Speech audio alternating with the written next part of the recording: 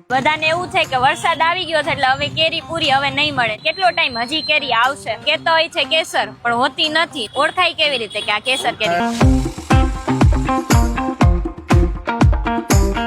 તો શું છે અત્યારે કેરીનો માહોલ કેવો છે? કેરીમાં શું કે બહુ મંદી પડી ગઈ છે, આવક વધારે છે વરસાદના લીધે.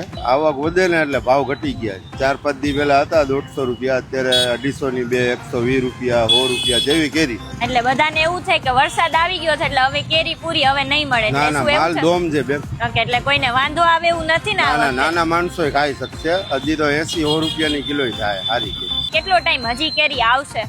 હજી 1.5-2 મહિના. 1.5-2 મહિના હજી સુધી. હજી કચ્છ બાકી છે, ધરમપુર ની આવે છે. સૌથી વધારે કેરી ક્યાંથી આવતી હોય છે?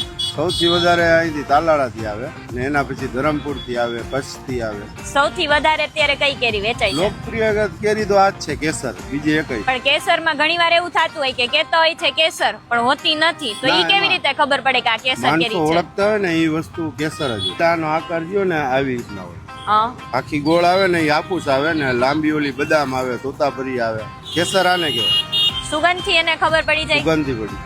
એના કલર પરથી પણ નક્કી કરી શકાય. આવો કલર હોય. તમે અહીંયા જોઈ શકો છો કે કેસર કેરીનો જે આ કલર છે એના પરથી કેસર કેરી વખણાય છે, અને એના પરથી તમે જાણી શકો છો કે આ કેસર કેરી છે.